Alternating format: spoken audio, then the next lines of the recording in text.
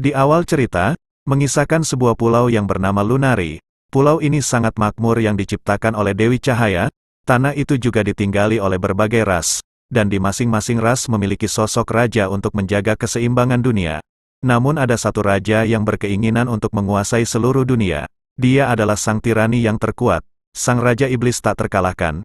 Karena hal itu banyak ras bersatu untuk mengalahkan sang Raja Iblis. Dan terlihat ribuan pasukan yang berbeda ras telah bersatu untuk melawan sang tirani. Dan terlihat seorang pris telah berdoa untuk melindungi mereka dari serangan para iblis. Dan ada juga yang sangat ketakutan dengan perang yang sebentar lagi akan berlangsung. Meski begitu temannya berusaha meyakinkannya kalau dia akan melindunginya. Lalu terlihat juga seorang petualang. Dia bertanya kepada salah satu prajurit di sana. Ada banyak kesatria dan para petualang di sini. Dengan jumlah kita yang sebanyak ini, bukankah kerajaan iblis mustahil untuk menang? Sebelum dia menyelesaikan ucapannya, teriakan ketakutan telah bergema di sana. Rupanya di atas langit, sang Raja Iblis telah hadir di sana. Para prajurit sangat ketakutan dengan tekanan kuat yang dihasilkan dari sang Raja Iblis. Meski banyak sekali kesatria di hadapannya, namun sang Raja Iblis tidak gentar sama sekali. Dan malah sebaliknya dia senang karena bisa menghabisi mereka semua sekaligus. Mendengar itu seluruh kesatria sangat ketakutan dan langsung berlarian untuk menyelamatkan diri mereka. Dan terlihat sang Raja Iblis telah bersiap mengeluarkan kekuatan terkuatnya. Dari atas langit telah tercipta puluhan segel sihir yang telah menyebar ke seluruh area peperangan di sana. Seluruh kesatria yang melihat kekuatan itu, hanya bisa pasrah dengan hidup mereka. Akan tetapi di saat para pejuang telah kehilangan harapan mereka, tiba-tiba saja dari arah belakang mereka seseorang berteriak dan menyuruh sang Raja Iblis untuk berhenti. Wanita itu langsung melesat maju bahkan tanah pijakannya hancur berterbangan ke udara. Tanpa rasa takut wanita itu terus maju ke arah sang Raja Iblis. Bahkan sang Raja Iblis sangat terkejut melihat kecepatan dan kekuatan wanita itu. Namun dengan sigap, sang Raja Iblis langsung mengeluarkan sihir perisai untuk menghentikan gerakan si wanita. Meski telah berhasil menghentikan arah tebasan itu, namun benturan kekuatan mereka mampu menciptakan sebuah ledakan yang sangat dahsyat. Dan rupanya wanita ini adalah seorang pahlawan. Meski mendapatkan sedikit luka, tapi dia masih mampu berdiri. Dan di sisi sang Raja Iblis, akibat dari serangan dari sang pahlawan, baju zirah yang dia kenakan hancur berkeping-keping. Melihat zirahnya hancur, dia sangat tidak percaya kalau manusia lemah mampu menyerangnya sampai seperti itu. Lalu sang Raja Iblis bertanya mengapa wanita itu memiliki kekuatan yang sangat besar. Saat mendengar pertanyaan dari sang Raja Iblis, wanita itu langsung terdiam. Seolah dia tidak ingin memberitahunya. Melihat wanita itu tidak menjawab pertanyaannya, sang Raja Iblis mengatakan kalau dia akan mengambil kekuatan itu darinya. Setelah mengatakan hal tersebut sontak ia sangat kaget, melihat kekuatan yang menyelimuti tubuh sang wanita. Wanita itu juga berkata kalau sang Raja Iblis tidak akan paham dengan kekuatan yang dimilikinya. Sang Raja Iblis begitu marah setelah mendengar perkataannya. Akan tetapi dengan santainya wanita itu mengatakan kalau itu adalah kenyataan kalau Raja Iblis tidak akan bisa mengerti dengan kekuatan miliknya. Merasa tertantang sang Raja Iblis lalu bertanya kembali kekuatan macam apa yang dimilikinya. Karena di dunia itu tidak ada satupun hal yang tidak dia pahami. Secara mengejutkan wanita itu mengatakan kalau kekuatan miliknya berasal dari cinta. Setelah mengatakannya wajah wanita itu langsung memerah, mungkin karena malu. Raja Iblis langsung tersentak setelah mendengar jawaban dari wanita itu, lalu ia berkata, jadi kau merusak zirah yang ditempa khusus dari material gelap tulang mantikor hanya dengan kekuatan cinta. Setelah mendengar perkataan Raja Iblis barusan wanita itu langsung terdiam. Bahkan wajahnya juga langsung memerah. Akan tetapi dengan terbata-bata wanita itu membenarkan semua yang dikatakan Raja Iblis. Setelah mendengar jawaban itu Raja Iblis mulai tersenyum kecil. Namun tiba-tiba saja wajahnya langsung pucat. Karena dia tidak tahu apa itu cinta, bahkan dia beranggapan kalau itu senjata rahasia dari ras manusia. Karena selama 100 tahun lamanya dia belum pernah mendengar hal itu. Melihat reaksi dari sang Raja Iblis, dengan polosnya wanita itu berkata, jangan-jangan dugaanku benar, kau tidak tahu apapun soal cinta, ujarnya. Seakan tersambar petir, sang Raja Iblis begitu panik setelah wanita itu mengetahui fakta tersebut. Bahkan si pahlawan begitu terkejut karena perkataannya benar. Namun karena tidak ingin terlihat bodoh, sang Raja Iblis langsung berbalik sambil mengatakan kalau dia akan membuktikan kalau semua yang diucapkan sang pahlawan tidaklah benar. Setelah mengucapkan itu sang Raja Iblis langsung kabur dari wanita itu. Wanita itu begitu panik melihat sang Raja Iblis pergi. Lalu Sin berpindah ke kastil Raja Iblis. dan di dalam kastil terlihat seorang pelayan yang memberitahu kalau Sang Raja Iblis telah mundur dari medan perang, dan pria berkacamata ini adalah jenderal pertama pasukan Raja Iblis. Ia begitu terkejut setelah mendengar kabar tersebut, karena dia tahu betul kalau rajanya tidak akan mundur begitu saja. Singkat cerita, mereka berdua langsung menemui Sang Raja Iblis. Akan tetapi mereka sangat heran, karena setelah Sang Raja Iblis tiba di kastilnya, ia hanya termenung sendirian di dekat jendelanya sambil menatap langit. Sang jenderal sangat penasaran dengan apa yang rajanya pikirkan. Rupanya Sang Raja Iblis masih memikirkan perkataan dari sang pahlawan. Ia juga bertanya-tanya karena selama ini dia sangat cinta dengan peperangan, namun ia masih bingung apakah itu termasuk dengan kategori tersebut apa tidak. Setelah mendengar perkataan Sang Raja Iblis, si jenderal makin kebingungan dengan situasi saat ini. Akan tetapi tiba-tiba saja Sang Raja Iblis beranjak dari tempatnya, dan memutuskan untuk pergi. Sang jenderal begitu terkejut melihat rajanya pergi begitu saja. Lantas Sang jenderal langsung mengejarnya. Ia juga bertanya kemana Sang Raja Iblis akan pergi. Ia juga melanjutkan kalau dia akan selalu di sisinya dan akan mendukung penuh semua keputusan rajanya. Dengan santainya Sang Raja Iblis mengatakan kalau dia ingin mencari cinta. Mendengar jawaban itu Sang jenderal begitu terkejut. Ia juga menyesal karena telah berkata akan selalu mendukungnya apapun yang terjadi. Lalu scene berpindah di kerajaan manusia, dan terlihat Sang Raja Iblis telah menyamar menjadi manusia. Ia juga mengatakan kalau pertahanan manusia sangat lemah. Namun berkat itu dia bisa menyusup ke dalam dan menyaksikan sendiri kekuatan cinta yang dibanggakan pahlawan. Sang Raja Iblis langsung menggunakan biakugannya, dan menelusuri seisi kota. Lalu ia menemukan pasangan yang sedang bermesraan. Melihat itu Sang Raja Iblis berasumsi kalau begitulah caranya untuk mendapatkan cinta. Lalu Sang Raja Iblis berniat untuk mencobanya langsung.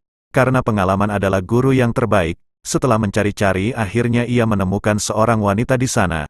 Rupanya wanita yang berjalan di depannya terlihat seperti seorang saintis. Tanpa berlama-lama ia langsung memegang bahunya sambil mengatakan kalau dia sangat menyukainya. Akan tetapi saat wanita itu berbalik rupanya dia adalah si pahlawan itu sendiri. Sontak Sang Raja Iblis begitu terkejut, karena dia telah salah sasaran. Dan di sisi lain Sang Jenderal begitu panik karena dia kehilangan jejak rajanya. Dan terlihat sang pahlawan langsung bertanya apakah dia menyukainya.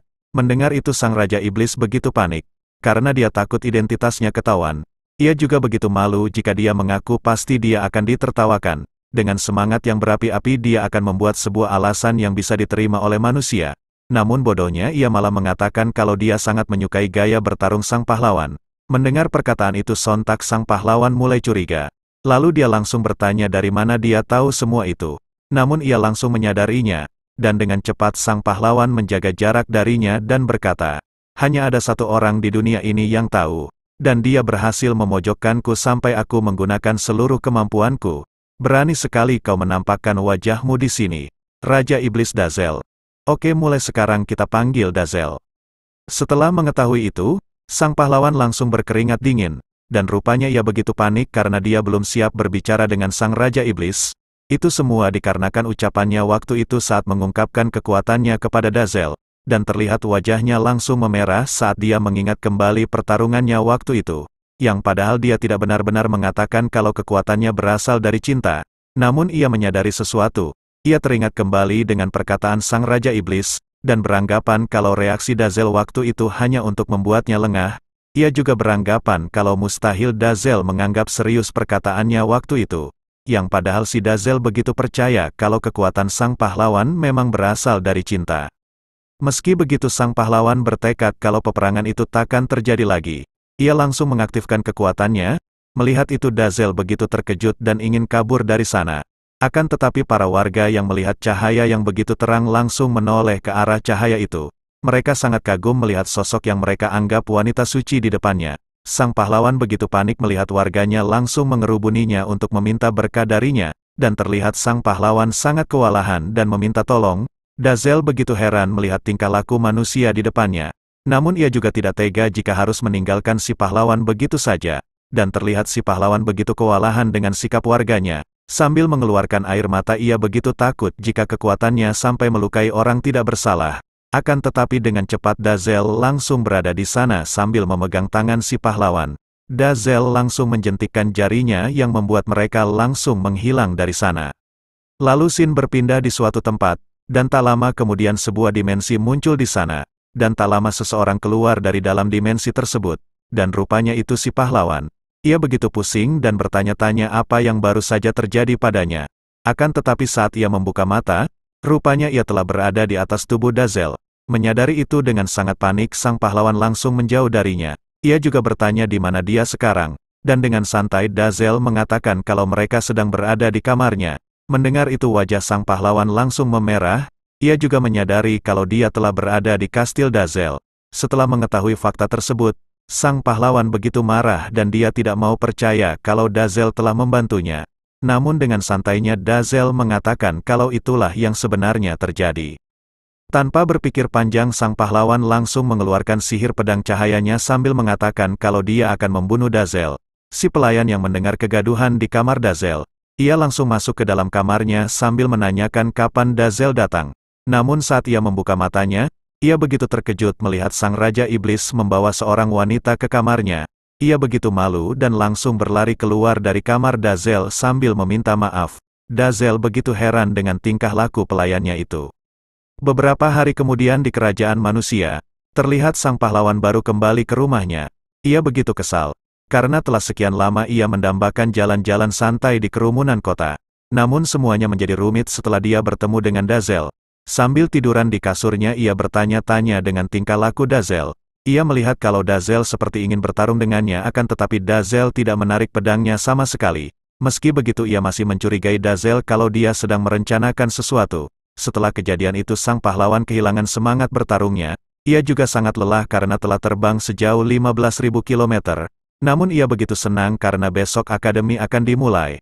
Karena di kawasan gereja suci ia tidak akan merasakan aura demonik lagi. Dan secara mengejutkan Dazel telah berada di luar rumahnya. Di keesokan harinya di Akademi Dewi Stella, terlihat sang pahlawan sangat lesu karena semalaman ia terus mencari Dazel yang pada akhirnya ia tidak bisa tidur. Di saat ia sedang memikirkannya, tiba-tiba saja pandangannya tertuju pada kerumunan orang di bawah sana. Lalu ia bertanya-tanya mengapa banyak orang yang datang ke Akademi Stella, dan salah satu temannya menjawab kalau hari itu adalah hari pendaftaran murid baru. Sambil tersenyum wanita itu memberitahu kalau banyak sekali talenta baru yang mendaftar karena terinspirasi dari sang pahlawan. Sang pahlawan yang mendengar itu hanya tertawa kecil. Lalu ia bergumam kalau terkadang ia mengimpikan hidup normal dan karena hal itu ia meminta izin kepada para pendeta agar ia diperbolehkan untuk memasuki akademi. Di saat ia sedang bergumam, tiba-tiba saja ia melihat Dazel bersama bawahannya di sana. Melihat itu sang pahlawan begitu terkejut dan bertanya apa yang ingin mereka lakukan di sana. Sambil berjalan di kerumunan murid di sana, sang jenderal bertanya mengapa mereka harus mendaftar di Akademi Stella. Ia juga begitu mual dengan aura suci di sekitarnya. Dengan santainya Dazel menjawab kalau dia tidak sengaja mendengar pendaftaran murid baru. Di saat dirinya menyelidiki kediaman dari pahlawan, sang jenderal yang mendengar itu begitu terkejut. Karena dia tidak tahu kalau Dazel sampai melakukan itu, namun ia begitu kagum dengan sosok Dazel. Ia juga sangat bersyukur karena telah bertemu dengannya. Bahkan ia sampai menangis haru. Singkat cerita, mereka telah sampai di aula pendaftaran, dan terlihat pula papan pemisah antar kelas di sana. Tanpa berlama-lama Dazel langsung mengeluarkan kristal sihir yang berada di sakunya. Para panitia yang melihat itu sangat terkejut karena Dazel mengeluarkan semua kristal sihir miliknya. Melihat ekspresi para panitia di sana, sang jenderal begitu senang dan bangga dengan kekayaan yang dimiliki Dazel, bahkan manusia tidak bisa setara dengan pencapaian Dazel. Dan dengan begini ia sangat yakin kalau Dazel akan ditempatkan di tempat terbaik. Namun ekspektasinya tidak sesuai dengan yang diharapkannya. Terlihat para panitia langsung membakar semua material langka itu karena mereka tahu kalau benda itu berasal dari negara iblis. Meski begitu Dazel tidak peduli dan terus berjalan. Namun sang jenderal kembali kagum karena dia menyangka kalau Dazel telah mempersiapkan diri untuk melawan sang pahlawan. Sambil membelakangi sang jenderal, Dazel mengucapkan beberapa kata padanya. Kau harus memahami ini. Dekatilah temanmu tapi lebih dekatlah dengan musuhmu. Meski Mimin gak ngerti artinya apa, tapi si jenderal terlihat sangat berapi-api setelah mendengar ucapan Dazel barusan. Sedangkan para murid melihat mereka seperti orang bodoh. Lalu Sin berpindah di tempat pengujian. Terlihat seorang instruktur cantik di sana. Sebelum memulai ujiannya ia memberitahu kepada seluruh murid untuk memberikan sesembahan terlebih dulu kepada Dewi Stella. Dan terlihat Dazel bersama sang jenderal rupanya dimasukkan ke sajen kualitas rendah. beberapa waktu kemudian terlihat ujian masuk telah dimulai dan terlihat pula sebuah bola api telah ditembakkan dan langsung tepat sasaran. Rupanya orang yang menembakkan bola api itu berasal dari seorang murid yang bernama Roland.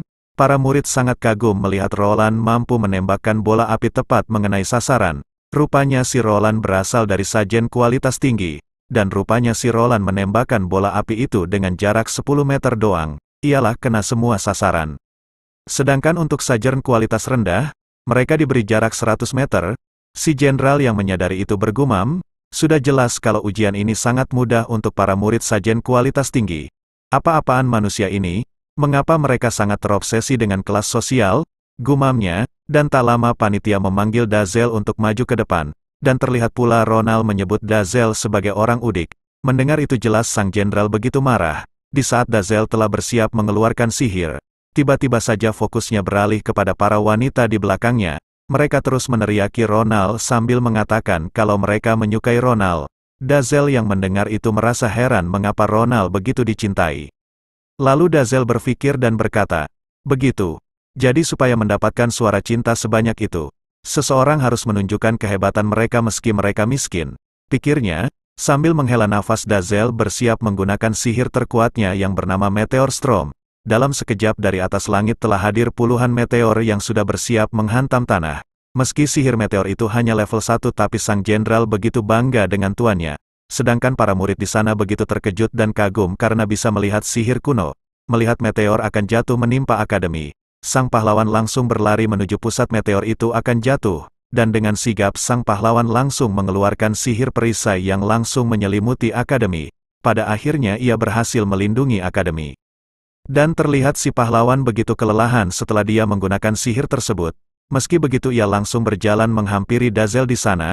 Dengan sangat marah si pahlawan langsung menarik kerah Dazel sambil menanyakan apa yang sebenarnya Dazel inginkan sampai-sampai dia mengeluarkan sihir seberbahaya itu.